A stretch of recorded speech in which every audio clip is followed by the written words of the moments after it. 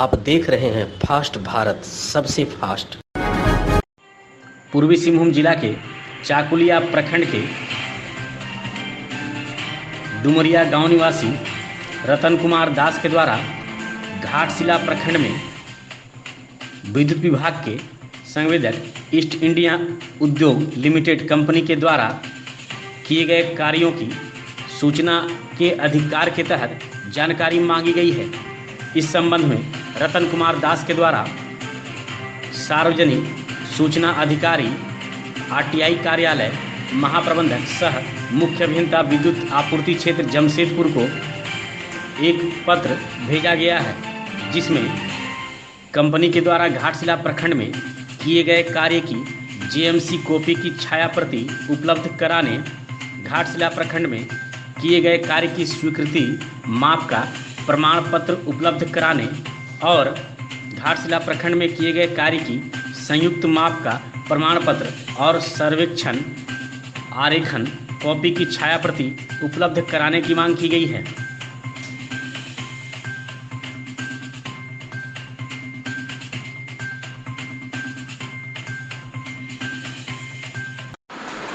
जमशेदपुर के लोगों के लिए अच्छी खबर है। लगातार बढ़ते दबाव और विरोध के बीच जिला प्रशासन के निर्देश पर टाटा स्टील प्रबंधन की ओर से ऐतिहासिक जुबली पार्क को गुरुवार से मॉर्निंग वॉकरों के लिए खोल दिया गया है। गौरतलब हो कि कोविड-19 महामारी के कारण बंद पड़े पार्कों को संक्रमण का असर कम होने के बाद राज्य सरकार के निर्देश पर खोलने का आदेश जारी कर दिया गया था, लेकिन जुबली पार्क और सर दोराबजी पार्क, जिसका संचालन टाटा समूह करता है, इसको नहीं खोला गया था। इधर मॉर्निंग वॉकरों और सैलानियों के साथ स्थानीय जनप्रतिनिधियों के द्वारा लगातार जिला प्रशासन से जुबली पार्क खोले जाने को लेकर मांग की जा रही थी। वहीं लगातार बढ़ते दबाव और विरोध के बीच गुरुवार सुबह से पार्क मॉर्निंग वॉकरों के लिए खोल दिया गया। गुरुवार सुबह राज्य के स्वास्थ्य मंत्री और स्थानीय विधायक बन्ना गुप्ता, उपायुक्त सूरज कुमार, जुस्को के एमडी तरुण डागा और GM captain Dhananjay Mishra jubilee park पहुंचे। इनके द्वारा मॉर्निंग वॉकरों का स्वागत करते हुए उनके साथ सुबह का सैर किया गया। स्वास्थ्य मंत्री बन्ना गुप्ता ने जुस्को प्रबंधन के प्रति आभार प्रकट किया, साथ ही जिले के उपायुक्त को भी आम जनमानस की भावनाओं का कद्र करते हुए पार्क खुलवाने में सहयोग करने के लिए धन्यवाद दिया। स्वास्थ्य मंत्री बन्ना गुप्ता ने बताया कि पार्क शहरवासियों की धरोहर है, इसे साफ सुथरा और स्वच्छ बनाए रखने में सहयोग करें, नेचुरल वादियों का लुत्फ उठाएं।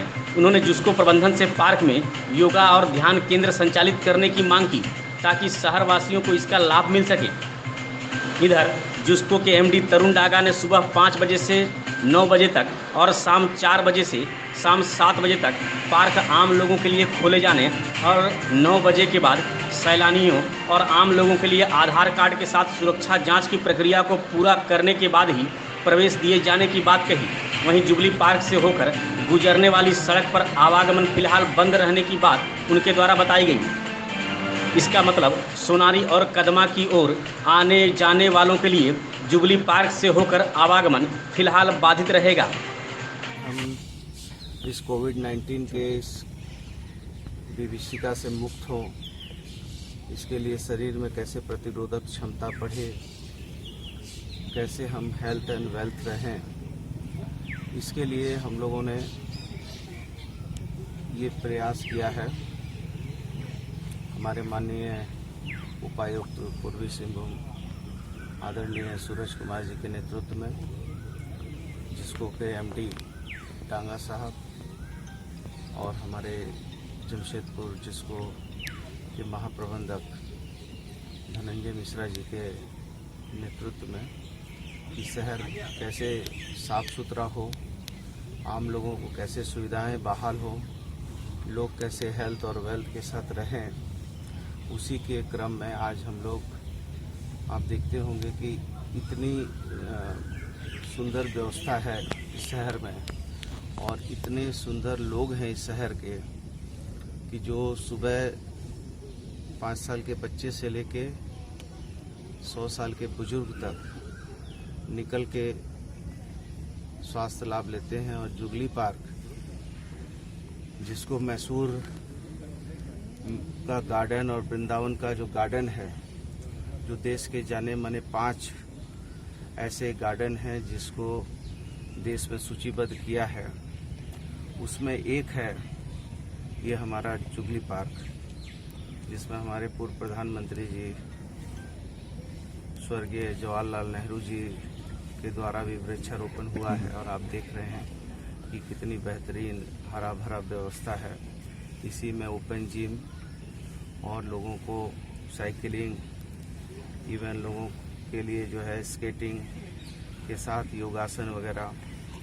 और मैं तो निवेदन करूंगा एमडी जी को और धनंजय मिश्रा जी से कि कुछ जो है यहाँ लोगों को योग वगैरह, मेडिटेशन, योग, इन चीज़ों पर भी कुछ अपने तरफ से प्रशिक्षित लोगों को एक समयबद्ध तरीके से, जैसे स्टूडेंट और मास्टर का रिश्ता होता है, उसी तरीके से उनको जोड़कर यहाँ एक व्यवस्था कायम की जाए। मैं समझता हूँ एक बार व्यवस्था कायम होगी तो यहाँ के लोग वैसे ही इतने अच्छे हैं कि वो खुद ब खुद उस व्यवस्था को आगे बहाल कर लेंगे।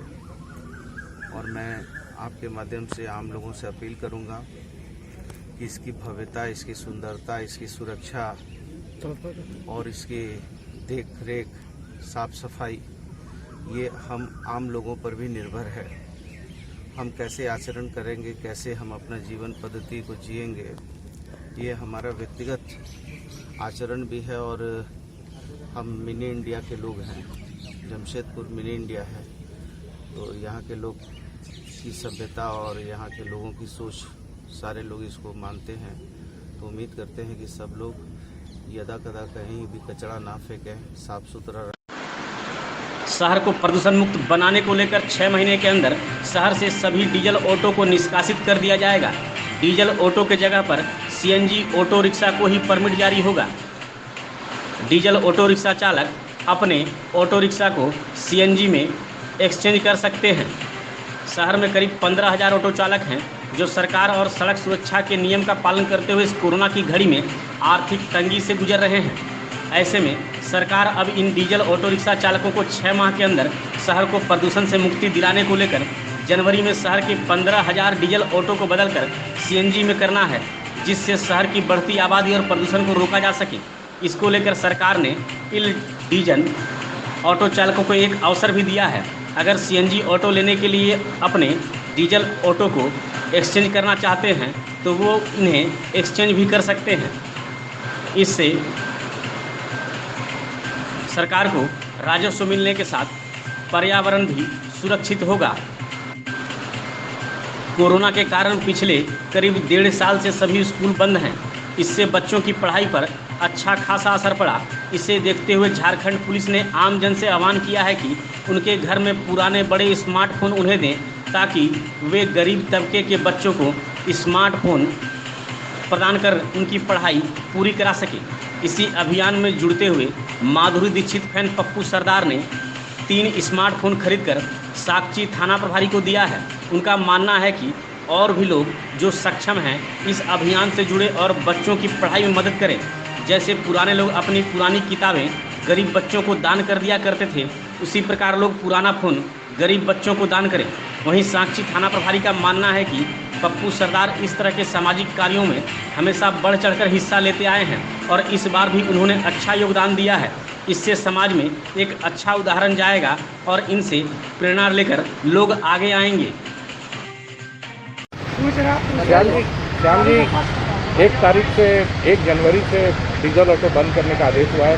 क्या सोचते हैं, किस तरह से, कितना असर पड़ेगा शहर पर?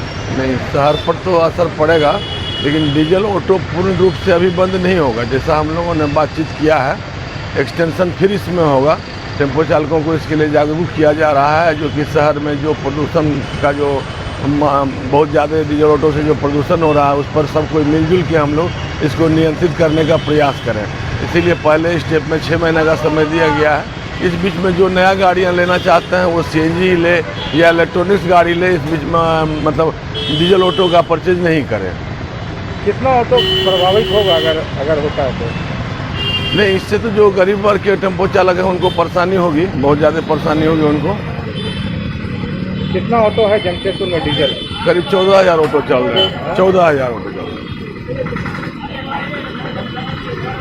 एक नया ये आया है कि 1 तारीख से जमशेदपुर में जितने भी डीजल ऑटो हैं उन लोगों सबों को जो है वो कन्वर्ट करना पड़ेगा या बंद करना पड़ेगा, क्या आदेश है ये आप लोगों को मालूम ही होगा कि डीजल ऑटोज़ को सिटी एरिया में जो है परमिट नहीं दिया जा रहा है। माननीय हाईकोर्ट के आदेश से जो है 2011 से ही ये बंद है। परमिट जो है आरटीए सेक्रेटरी देते हैं और सिटी एरिया में ये बंद है। तो माननीय हाईकोर्ट ने आदेश दिया था कि सीएनजी का परिचालन सिटी एरिया में हो, इसके लिए सीएनजी ऑटोज़ को परमिट दिया जाए।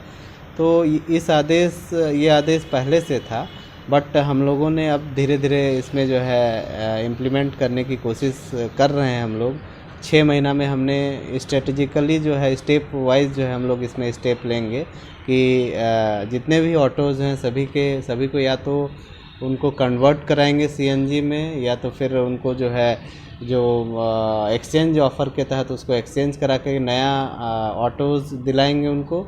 और 6 महीना में हम लोग कोशिश कर रहे हैं कि सारे ऑटोज़ को जो है सीएनजी में कन्वर्ट करके एक जो एनजीटी का जो आदेश है उसको पूर्णतः हम लोग लागू करेंगे। कितना ऑटो पे असर पड़ेगा सीधे? लगभग 15,000 ऑटोज़ हैं यहाँ पे सिटी एरिया क्या में। लगता है सर, इस लॉकडाउन में लोग कर पाएंगे?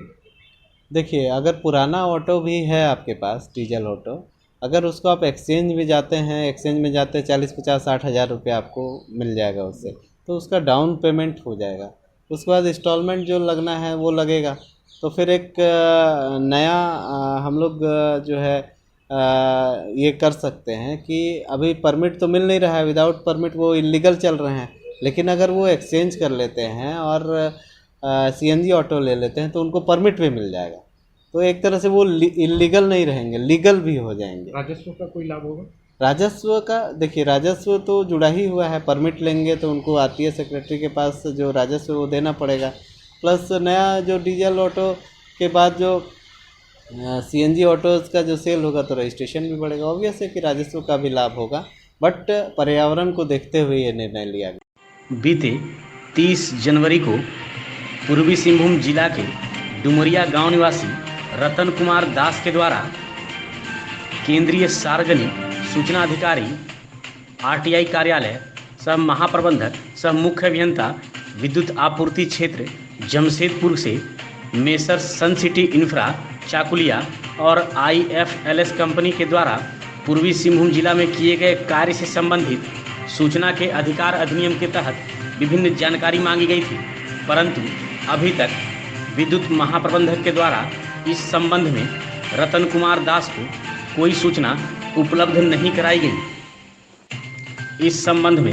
रतन कुमार दास के द्वारा प्रथम अपील करते हुए कुल्हान प्रमंडल के आयुक्त को एक पत्र लिखा गया है, जिसमें सूचना के अधिकार अधिनियम 2005 की धारा 6(1) के तहत सूचना उपलब्ध नहीं कराने पर प्रथम अपील करने की बात कही गई है। प्रथम अपील करते हुए विद्युत विभाग के महाप्रबंधक सह मुख्य अभियंता के ऊपर कार्रवाई की मांग की गई है।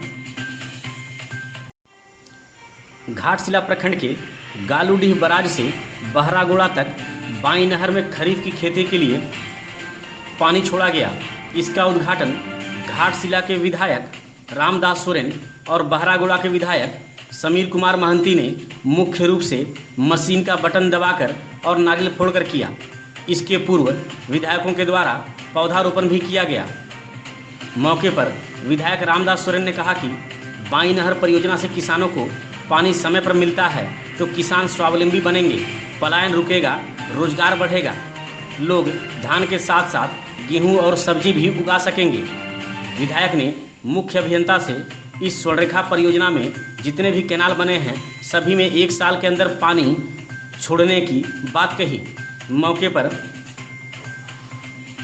चांडिल कॉम्प्लेक्स के मुख्य अभियंता अशोक दास, झामुमो नेता जगदीश भगत, रतन महतो, वकील हेम्ब्रम, दुर्गा मुर्मू, सुभाष सिंह, विकास मजुमदार, नीलकांत महतो, सुरू बिसई, धीरेन महतो, लक्खी महतो, भादो हांसदा, शेख बदरुद्दीन अली, सुनाराम सोरेन, निर्मल चक्रवर्ती, लाखपति गिरी, बबलू हुसैन, मुकेश मंडल, देवलाल महतो, सचिन सरकार, नीलकमल महतो, अजय महतो और अन्य भी मौजूद थे। संबंधित सारे पदाधिकारी, सारे जिम्मेदार पदाधिकारी और उसके साथ साथ पत्रकार बंधु क्षेत्र से आए सभी जिम्मेदार साथी लोग को मेरा तरफ से बहुत बहुत बधाई और नमस्कार। बहुप्रतीक्षित महत्वाकांक्षी योजना बहुजन हिताय बहुजन सुखाय के इस महान कार्यक्रम में आपने यहाँ पर भागीदारी लेके अपने को सौभाग्यशाली समझता हूँ। और हमारे पहले पूर्व वक्ता मेरे बड़े भाई रामदास सोरेन जी अपना बात को विस्तृत आपके बीच अपना ख्याल को रखने का काम किए और उन्होंने बोले कि 40 साल लग गया ये कैनाल का निर्माण का, और 40 साल बाद भी आज संपूर्ण रूप से ये कैनाल नहीं बन पाया। ये दुर्भाग्य का विषय। आखिर इतना दिन लगा क्यों? गलती किसका है? हमारे पूर्व जो सरकार जो लंबे समय झारखंड हम सारे लोग ने लड़ाई करके संघर्ष करके हजारों लोगों का प्राणों का बलिदान देके इस राज्य का निर्माण किए, और निर्माण करने के बाद जो सरकार था वो किसी प्रकार से किसानों के प्रति मजदूर के प्रति संवेदनशील नहीं था, और वो संवेदनशील नहीं था जिसका चलते इतना लंबा समय तक लापरवाह करके इस योजना को इतना बड़ा रूप दे दिया गया। और हम ये चीफ इंजीनियर साहब को पूछना चाहते हैं कि कैनाल का पानी को तो ठीक है आप किसी रूप से उसका सरबराह कर रहे हैं, लेकिन ये ऐसा नहीं हो कि सिर्फ दिखाने के लिए हम इस कार्यक्रम को कर रहे हैं। क्योंकि अभी जो हम लोग पौधारोपण किए हैं, ये पौधारोपण कर लिया हम लोग, ठीक है, पत्रकार लोग इसका फोटो भी छाप लिया, लेकिन उस गाछ से ना छाव दिख सकता है, माना हो सकता है, ना पर्यावरण हो सकता है। हमको कोरम पूरा करना है कि पौधारोपण करना है तो कर दिए। आज गांव में देखते सोना के बदले गरीब लोग सिटी गोल्ड पहनता है। हम लोग का गांव में तो शादी हुआ था तो सोना देने का बात था, तो सब आदमी बात किया, बोला भाई सोना जुगाड़ नहीं कर पाए और सिटी गोल्ड से काम चला लेते, बाद में आपको 1 महीना बाद जमीन बेच के दे देंगे। और जब शादी का बारी आया तो दूल्हा खड़ा होकर बोलता नहीं पहले सोना का चेन चाहिए उसके बाद शादी होगा। बड़ी मुश्किल है, रात को कहाँ मिलेगा। तो चंदा चिट्ठा करके उसको सोना का चेन हम लोग दिलाए, उसके बाद शादी हुआ। तो हमको कहना कि ये सिटी गोल्ड का दिखावा नहीं होना चाहिए। आप किसी रूप से पानी को चला दे रहे, आप सरकार को संतुष्ट कर रहे, जनता को संतुष्ट कर रहे, लेकिन हमारा प्राथमिकता है कि हम किसान को कैसे संतुष्ट करेंगे, मेरा जिम्मेदारी है। क्योंकि सरकार हमारा है और ये सरकार काफी उम्मीदों का सरकार है। ये सरकार आशा और आकांक्षा का सरकार है।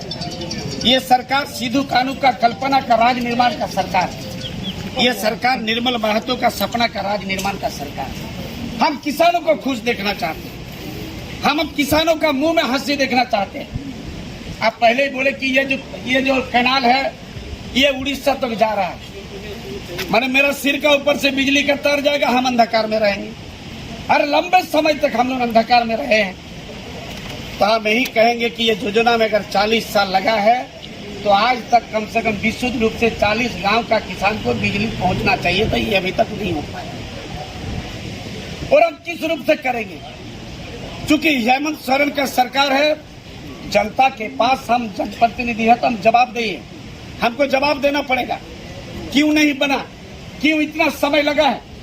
और हम निश्चित रूप से आपको कहेंगे कि इस पर बिल्कुल विशुद्ध रूप से आप एक किसान का बेटा अपने आप को समझ के इस पर लगी है। क्योंकि हम लोग का लक्ष्य था कि हम किसी कार्य में इस तरह क्रांति लाएंगे कि पंजाब और हरियाणा जैसा किसी कार्य होना चाहिए। हमारा परम सौभाग्य है कि हमारा विधानसभा में पूर्वांचल एक ऐसा जगह है जो जगह का इंसान मनुष्य इतना मेहनती, इतना परिश्रमी है, जहाँ के मिट्टी इतना उर्वर और उपज है।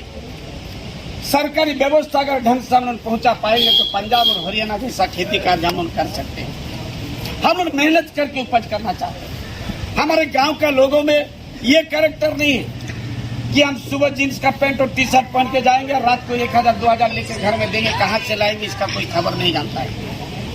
हमारे इसे दुर्भाग्य कहें या बदलते समाज का मुखौटा या फिर कुछ और, एक 10 वर्षीय आदिम जनजाति का यानी सबर जाति का अबोध बालक मंगल सबर और उसकी बहन सविता सबर ने भीख मांगकर अपनी स्वर्गीय मां सुमित्रा सबर का श्राद्ध कर्म किया। सुमित्रा सबर की मौत कुछ दिनों पूर्व हो गई थी, जबकि पिता रमेश सबर की मौत इसके भी पूर्व हो चुकी थी। वर्तमान में दोनों भाई बहन अनाथ हो चुके हैं। हालांकि श्राद्ध कर्म के लिए जब दोनों बच्चे भीख मांगने निकले थे तो ग्राम प्रधान तारापद सिंह, मंगल कर्मकार सहित कई लोगों का दिल पसीज आया और लोगों ने भाई बहन को श्राद्ध कर्म के लिए सहयोग दिया।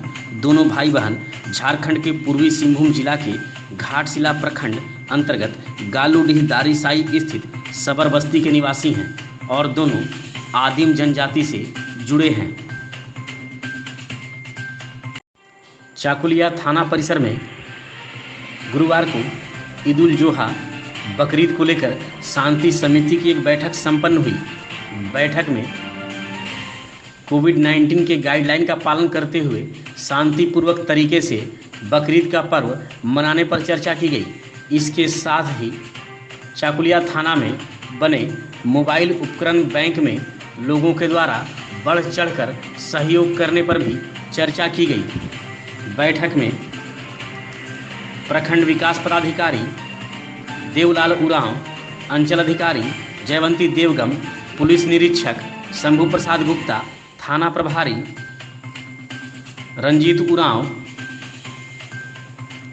पुलिस अवर निरीक्षक अभय कुमार सिंह, जयकांत कुमार राय, नगर पंचायत के उपाध्यक्ष सुमित लोधा, पार्षद देवानंद सिंह, मोहम्मद गुलाब, असगर हुसैन, मुरारी लाल शर्मा, फजलुर रहमान, समीर दास और अन्य भी मौजूद थे। किन मुद्दों पर आज बैठक की गई है सर? आज बकरीद को लेकर शांति समिति का बैठक बुलाया गया था, है ना, ताकि बकरीद पर्व कोविड को देखते हुए शांतिपूर्ण और उसका कोविड का नियमों का पालन करते हुए मनाया जाए। और इसमें एक चर्चा ये भी हुआ कि पुलिस प्रशासन की ओर से मोबाइल उपकरण बैंक खोला गया है, जिसमें आम लोगों से अपील किया गया कि आप अपने स्तर से अपने सेकेंड हैंड मोबाइल या नया मोबाइल जो सक्षम हो उस तरह का मोबाइल बैंक उपकरण जो थाना में खुला गया है से सहयोग करें, जिससे गरीब बच्चों का पठन पाठन कोविड को लेकर बाधित न हो। इस पर विशेष चर्चा किया गया। मुद्दों पर बैठक हुई है सर आज आगामी बकरीद पर्व के लिए शांति समिति की बैठक की, जिसमें साहब सीओ मैडम और मेरी उपस्थिति में सब कार्रवाई हुई है। काफ़ी अच्छे और सौहार्दपूर्ण वातावरण में ये कार्यक्रम रहा है और लोगों ने सब किए हैं कि किसी तरह के कोई प्रॉब्लम नहीं होगी। और इसके साथ ही आज मोबाइल बंद करना है। आज मोबाइल बैंक के लिए थाना में मोबाइल बैंक के लिए हमने जितने उपस्थित सामान्य शांति समिति के सदस्यगण हैं और अधिकारीगण हैं और यहाँ के जो स्थानीय ग्रामीण और व्यवसायी हैं उनको अपील किया है कि आप अपने स्तर से जो सक्षम हैं, एक दो या पुराने यूज मोबाइल जो चालू है उन गरीब बच्चों के लिए या उन वैसे सरकारी बच्चों के बच्चे बच्चियाँ जिनके माता पिता सक्षम नहीं हैं उनको पढ़ने हेतु मोबाइल दें, ताकि उनको मोबाइल देकर उन्हें और शिक्षित किया जा सके। ऑनलाइन पढ़ाई होती है आजकल और ये काफ़ी अच्छा कार्य है, एक सौहार्दपूर्ण और पुण्य का कार्य भी है इसके, और समाज में इससे काफ़ी समरसता भी आएगी। चाकुलिया प्रखंड के 2 स्थानों पर विधायक निधि से 2 पीसीसी पथ का निर्माण किया जाएगा। इसको लेकर विधायक समीर महंती के द्वारा 2 गांव में पीसीसी पथ का शिलान्यास नारियल फोड़कर किया गया। इस योजना के तहत जुगीतुपा पंचायत के सालुआडीह गांव में और बिरदो पंचायत के श्यामसुंदरपुर गांव में विधायक निधि से पीसीसी पथ का निर्माण कराया जाएगा। मौके पर झामुमो नेता धनंजय करुणामय, राजा बारी, बापी नंदी, विकास महतो, बापी मैती, बुलबुल मंडल, अमर हांसदा, पूर्ण हांसदा, रूपचांद हांसदा, मास्टर मांडी, रंजीत टूडू सुपाई बास्के, प्रधान बुद्धेश्वर सोरेन, सुखलाल सोरेन, विकास महतो, भवेश महतो, लक्खी ग्वाला, धीरेन महतो, गौरांग राणा और अन्य भी ग्रामीण मौजूद थे। धालभूमगढ़ फॉरेस्ट रेस्ट हाउस में गुरुवार को पूर्व प्रखंड अध्यक्ष वरुण पाल की अध्यक्षता में आईएसयू की एक प्रखंड सम्मेलन संपन्न हुई, जिसमें मुख्य रूप से आईएसयू के वरिष्ठ नेता कन्हैया सिंह, जिला पार्षद आरती सामत, मुखिया मनसाराम मुंडा और मिठू साहब मौजूद थे। सम्मेलन में आगामी 8 अगस्त को शहीद निर्मल महतो की शहीद तिथि पर आईएसयू कार्यकर्ताओं द्वारा न्याय मार्च निकालकर बीडीओ को मुख्यमंत्री के नाम एक ज्ञापन सौंपने पर चर्चा की गई। ज्ञापन में पिछड़ी जाति को 27% आरक्षण देने और चुनाव के दौरान झारखंड मुक्ति मोर्चा के द्वारा किए गए वायदों को पूरा करने की मांग की जाएगी। सम्मेलन में प्रखंड कमेटी का पुनर्गठन किया गया, जिसमें मिठू साव को अध्यक्ष, शंकर पात्र को सचिव, बबलू साव, गुरदीप सिंह, आनंद महतो को उपाध्यक्ष, रंजन महतो, पंकज कैवर, मनोरंजन महतो को सचिव, सुनील मुंडा को संगठन सचिव, टूनू गोप को कोषाध्यक्ष और मुकेश महतो, जिला पार्षद आरती सामद, मनसाराम मुंडा, वरुण पाल, क्षितिज महतो को प्रेस प्रवक्ता के रूप में चुना गया। राजबाड़ी मानव सेवा समिति नरसिंहगढ़ धालभूमगढ़ और स्वास्थ्य सुरक्षा संघर्ष समिति धालभूमगढ़ के संयुक्त तत्वाधान में आगामी 16 जुलाई को रक्तदान शिविर का आयोजन किया जाएगा। इस शिविर को सफल बनाने के लिए समिति के सदस्यों के द्वारा जमकर प्रचार प्रसार किया जा रहा है। रक्तदान शिविर में ब्लड बैंक जमशेदपुर और भारतीय रेड क्रॉस सोसाइटी के विशेषज्ञ की उपस्थिति में रक्त संग्रह किया जाएगा। समिति की ओर से इसकी तैयारी पूरी कर ली गई है। लोगों को घर घर जाकर शिविर के बारे में जागरूक किया जा रहा है ताकि लोग रक्तदान करें। गुरुवार को प्रचार गाड़ी के द्वारा आसपास के क्षेत्र में अनाउंसमेंट करवाते हुए रक्तदान शिविर में लोगों को आमंत्रित किया गया है। कार्यक्रम को सफल बनाने में मुन्ना तिवारी, अंबिका दास, चंदन नारायण देव, रंजन सिंह देव, नंदन सिंह देव और अन्य विशेष भूमिका निभा रहे हैं। धालभूमगढ़ थाना परिसर में गुरुवार को ईद उल जोहा यानी बकरीद को लेकर शांति समिति की एक बैठक थाना प्रभारी संतन कुमार तिवारी की अध्यक्षता में संपन्न हुई। बैठक में प्रखंड विकास पदाधिकारी सह अंचल अधिकारी सदानंद महतो, पुलिस निरीक्षक शंभू प्रसाद गुप्ता, जिला पार्षद आरती सामत समेत कई लोग मौजूद थे। बैठक में सर्वप्रथम कुछ माह पूर्व दिवंगत हुए चिकित्सक स्वर्गीय डॉक्टर तपन मंडल के निधन पर शोक व्यक्त करते हुए उनकी आत्मा की शांति के लिए 2 मिनट का मौन रखा गया। इसके बाद कोविड-19 के गाइडलाइन का पालन करते हुए बकरीद का त्यौहार मनाने पर चर्चा की गई। बैठक में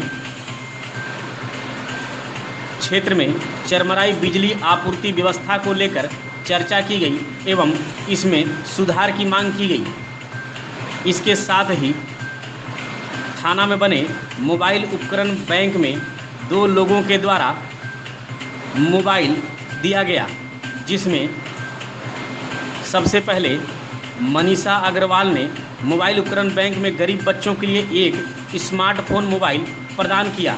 इसके बाद राहुल सेनगुप्ता के द्वारा 2 मोबाइल फ़ोन थाना प्रभारी संतन कुमार तिवारी को दिया गया। बैठक में पीएसआई अवनीश कुमार, मोबिन खान, मुखिया विलासी सिंह, पूर्णचंद्र सिंह, आदिल मुर्तजा, फकीर चंद्र अग्रवाल, हर प्रताप सिंह सोलंकी, अजय शाह, अंबिका दास, चुना अली, सरला मुर्मू, विश्वनाथ बेहरा, नंदन कुमार सिंहदेव, अंबिका दास, वकील अहमद, श्रवण सिंह, अनिल साव, एम खान, विनोद चौबे समेत कई लोग मौजूद थे। बहरागोड़ा प्रखंड के पाथरा पंचायत के पाथरा गांव में बीते 5 दिनों पूर्व 25 केवी का ट्रांसफार्मर खराब हो गया था। ग्रामीणों के द्वारा बीते बुधवार को इसकी सूचना दी गई, जिस पर विधायक समीर कुमार महंती ने पहल करते हुए 24 घंटे में नया 25 केवीए का ट्रांसफार्मर उपलब्ध कराया। मौके पर बिजली उपभोक्ताओं में नया ट्रांसफार्मर मिलने से हर्ष जताया गया और विधायक समीर महंती के प्रति आभार भी प्रकट किया गया। इस अवसर पर झामुमो नेता बापी बंद, तारक घटवारी, राजीव गिरी, ललित महत, अर्जुन मन्ना समेत कई ग्रामीण उपभोक्ता मौजूद थे। राष्ट्रीय कुष्ठ उन्मूलन कार्यक्रम के तहत डिस्ट्रिक्ट न्यूक्लियस टीम के द्वारा गुरुवार को सामुदायिक स्वास्थ्य केंद्र मुसाबनी और डुमरिया के अलावा अंबेडकर कुष्ठ आश्रम लोको लाइन मुसाबनी का दौरा किया गया। इस दौरान जिला कुष्ठ कार्यालय के द्वारा सामुदायिक स्वास्थ्य केंद्र मुसाबनी को कुष्ठ रोग के उन्मूलन के क्षेत्र में उत्कृष्ट कार्य के लिए निकुष्ठ संघर्ष सेवा सम्मान प्रदान किया गया। मौके पर मुसाबनी की प्रभारी चिकित्सा पदाधिकारी डॉक्टर प्रभावती टुकनो और उनकी टीम को एक प्रशस्ति पत्र और मेमेंटो देकर सम्मानित किया गया।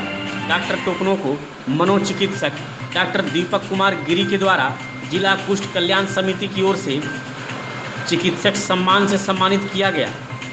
इसके अलावा अंबेडकर कुष्ठ आश्रम का दौरा कर 50 व्यक्तियों के बीच VBD कार्यालय के सौजन्य से मेडिकेटेड मच्छरदानी का वितरण किया गया। मौके पर जिला कुष्ठ परामर्शी डॉक्टर राजीव लोचन महतो, मनोचिकित्सक डॉक्टर दीपक कुमार गिरी, MTS सत्यनारायण भगत, BTT जितेंद्र सुखराम महली, संजय चटर्जी, दुर्योधन बागती और अन्य भी मौजूद थे।